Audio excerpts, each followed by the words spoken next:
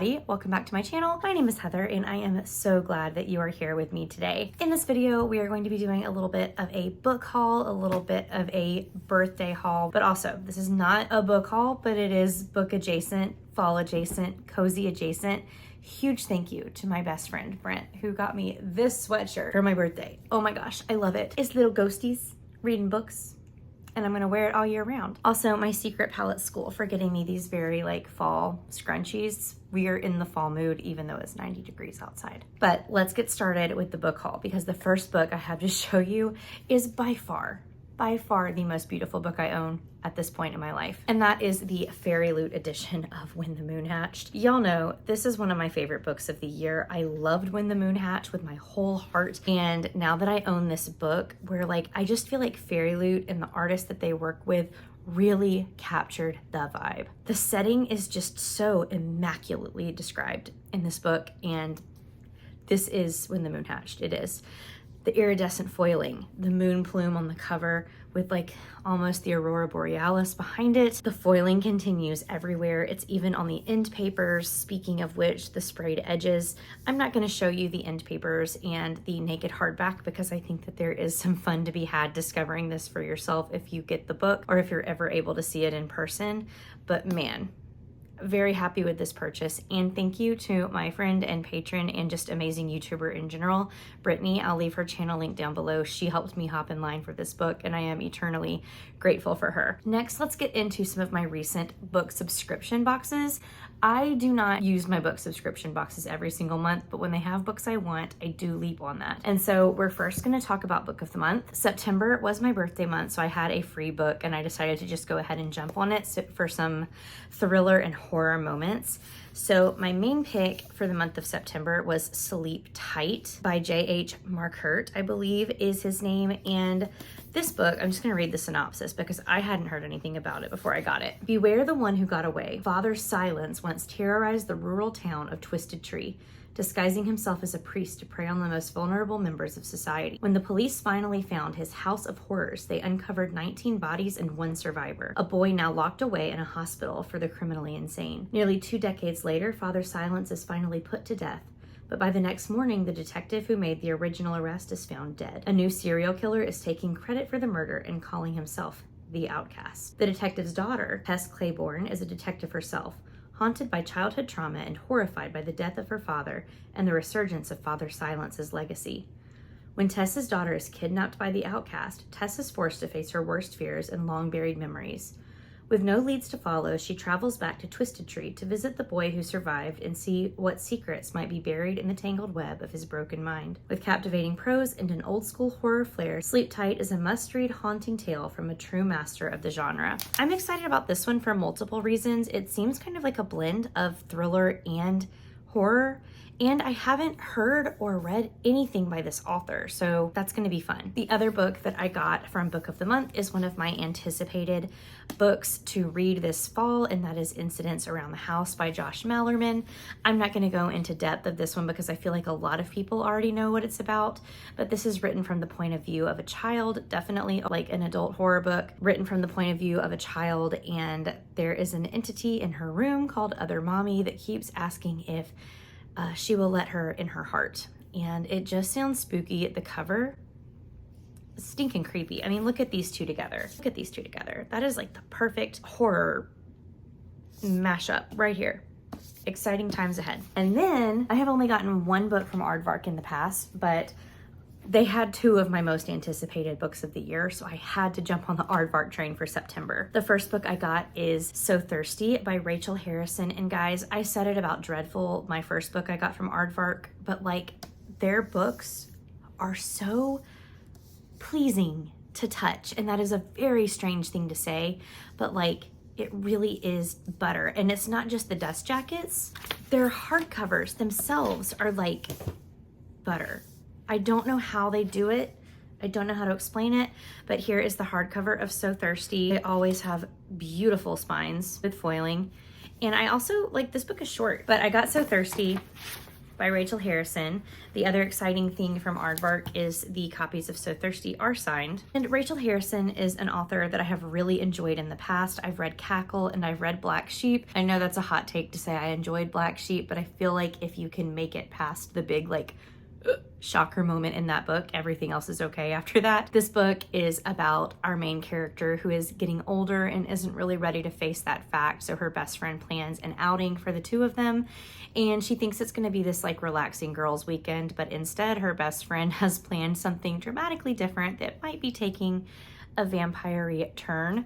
Excited to see what themes Rachel Harrison plays with, because her books always have more of a deep lesson to be learned, but not in like a preachy way. So I can't wait to read So Thirsty. The other book I got from Aardvark, one of my most highly anticipated books of the year, Lady Macbeth.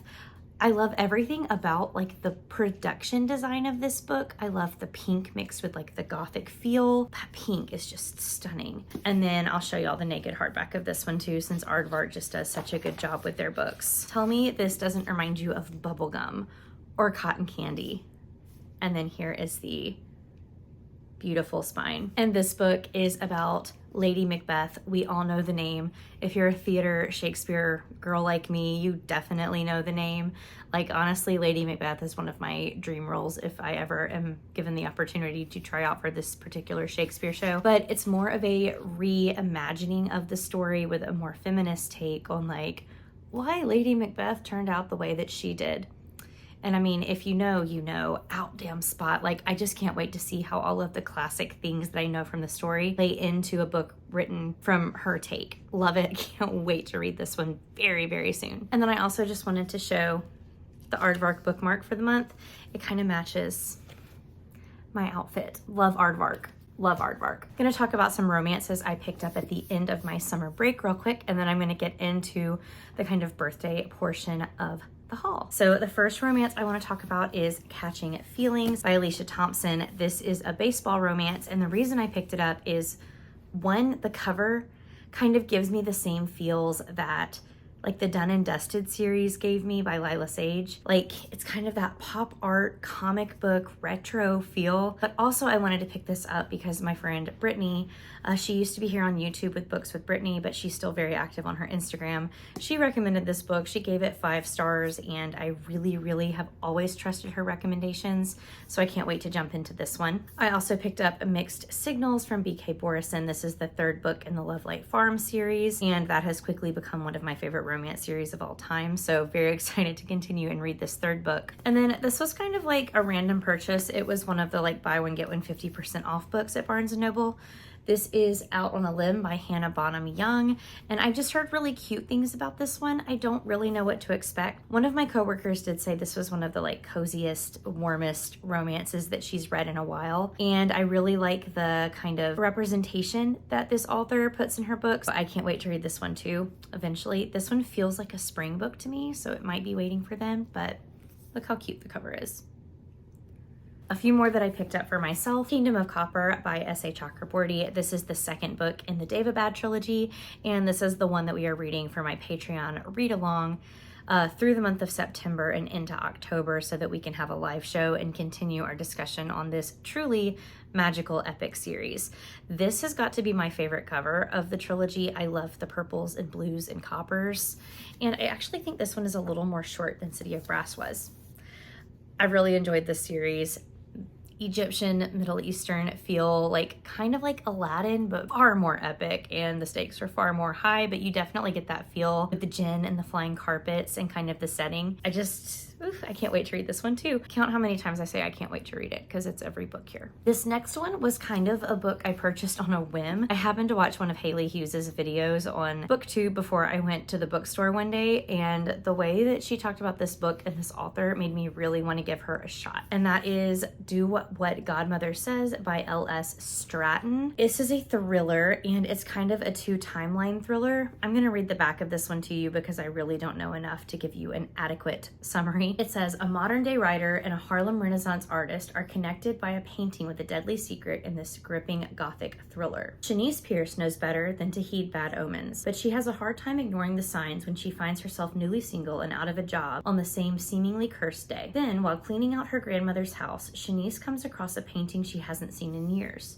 Drawn to the haunting portrait in a way she can't explain, Shanice accepts her grandmother's offer to keep the family heirloom. She soon uncovers the story of the artist, a Harlem Renaissance painter named Estelle Johnson. The young woman was taken under wing by the wealthy art patron Maud Bachman, or Godmother, as she insisted her artist call her, and vanished shortly after Bachman's brutal murder a century ago. As Shanice digs deeper, she becomes convinced she's being stalked, and that the deaths happening around her are connected to the staggering offer she turned down for the painting. But the truth hiding in plain sight is even more shocking and deadly than Shanice could have possibly imagined. I like the idea that there is this connection between the painting and both the past and the present, and that both timelines have kind of a deadly tie to this painting. I think it's gonna have a lot to say about racism and autonomy, but also being a gripping thriller at the same time. So I haven't seen this one like hardly at all, but when Haley says to pick up a thriller, you pick up a thriller. Next, we're gonna talk through a couple of the books I got for my birthday, and I just wanna say a huge thank you. Having you guys watch and like and support my YouTube channel through just watching my videos and leaving comments means the world to me. So to be sent books and like to just feel the friendship I have with some of you, that means so much. So a huge thank you. I can't thank you enough. And let's just look at these books so I can say thank you to the people that sent them to me as well. First up, I have two books that my friend Liv at Liv's Library very graciously sent me. She said that these were two books from two of her favorite authors. So here they are. Let's talk about The Return first, since I've already mentioned Rachel Harrison. This was Rachel Harrison's debut book, and I really don't know that much about it, except that I think it's about a group of friends that's getting back together because one of their friends that had gone missing has come back, and she is very different than she was before she went missing. Thus, The Return. I love the vibe of these pink covers with these truly scary books. It's like, let's be girly, but make it scary. I'm here for it. I can't wait to read this one. We're actually doing a very like just casual Discord chat buddy read of this book over on my Patreon this month. It's also very short, and I think that making like this book the theme of a weekend would just be really fun. So catch this one on my channel soon. I'll probably do like a weekend vlog reading it. And then of course, another favorite author that Liv and I share is Rebecca Ross. If you haven't read Divine Rivals yet, what are you doing? But this is a book that she had written previously to Divine Rivals called A River Enchanted. I'm gonna read a little bit off the back of this one as well, because while I kind of know the vibes of it, I don't exactly know the premise of it. This one says, it starts with a letter and an ominous journey across dark waters. 10 years after being sent away to the mainland to become a bard, Jack Tamerlane is summoned home to Cadence. Girls are going missing from the island, and Adara, his childhood nemesis and the future leader of the clan, believes Jack is the only one who can help them. The elemental spirits that dwell in every breath of air, splash of water, blade of grass, and flicker of fire find mirth in the lives of the humans, and a bard's music is the only way to summon them and ask that the girls be returned. Yet as Jack and Adara get closer to solving the mystery, it becomes apparent that an older, darker secret about Cadence lurks beneath the surface, and no harp song may be strong enough to stop it. Rebecca Ross just gets how to write an atmospheric book with like the right amount of romance that makes you swoon, but like not hyper fixate on it throughout the book. I can't wait to get to this duology, A River Enchanted and then A Fire Endless. I've heard amazing things. This kind of fantasy is what I want to read in the fall. Thank you so much, Liv. Next up, I have a book from sweet, precious, amazing Corinna, and that is Life's Too Short by Abby Jimenez. This is the third book in her first trilogy with The Friend Zone, then the Happy Ever After playlist, and then Life's Too Short. I have not read Happy Ever After playlist yet, so I'm not gonna read the synopsis of this one. I don't wanna know who it's about or be spoiled for it, but you guys know I am an Abby Jimenez fangirl, and I love everything that she writes. Another romance comes from my friend Hope, and when this one showed up and I opened it, I automatically knew who it was from, because I feel like if there is anybody that shares my love of B.K. Borison, it is my friend Hope from Hope on the Coast, and she rounded out my collection of B.K. Borison books with Business Casual, the fourth book in the Love Light Farm series, and the Fall book. So obviously I have to get through Mixed Signals and this one this fall, because what better time to read it. This one also has my favorite cover. I love that our girly is a little tattoo artist and is covered in tattoos. Yes, please. Yes, please. Thank you, Hope. My friend Kendall who is like my birthday twin almost. We are only a few days apart, but she sent me a book that I have been wanting to read for what feels like 900 years, even though it has not been out that long. I saw her and my other friend Elizabeth reading this book earlier this year, and it has been on my radar, and that is A Feather So Black by Lyra Celine. Guys, Elizabeth, and I think Kindle did too, shared like aesthetic reels of this book, and the way that their like aesthetic visions of this book made me feel, made me want to dive into this book and never come home. I think it's kind of a Swan Princess retelling, but I also could be wrong. It's book 1 in the Fair Folk series. Also, this book is published by Orbit, which means it is the perfect floppy book. I don't really want to know much about this one going into it other than what I've seen. I want this fantasy to just take over my life, basically. I know that the cover and the title have already been announced for the second book, and I just want to like hug it and dive in as soon as possible. Thank you so much, Kindle. And just like a side thank you to Elizabeth for making me excited to read this book as well. The last book I have to share was sent to me by my longtime subscriber friend. She's my patron as well, Abra, and that is The House of Roots and Ruin by Erin A. Craig. I read House of Salt and Sorrow last year and have been waiting to get my hands on House of Root and Ruin, which follows one of the younger sisters from the first book. And I think this one is more like plant earth based, while the first one was definitely like ocean coast based. And I'm not going to read too much of the synopsis of this one as well, because her books are so creepy atmospheric that it's just really fun to dive in and be along for the slightly creepy, slightly cozy, spooky, dark. I don't know how to really explain her books other than she is a master of atmosphere. Even though these books are young adult, they're one of the only young adult books I don't mind. So here, I'm gonna say it again. I can't wait to read it. Thank you so much, Abra. Also, you guys know I'm obsessed with looking at the, oh my gosh. Guys, I just looked at the naked cover of this book. What? I had no idea. This is stunning. The end papers. Guys, I had no idea that was underneath here. Wow. If you watched all the way to the end of this video, why don't you leave me like the party hat or balloons, just like a birthday emoji in general. And I want to thank you guys so much for watching and just being a part of my channel for the last year and a half. Truly means the world. And if you're new here, I just want to say welcome.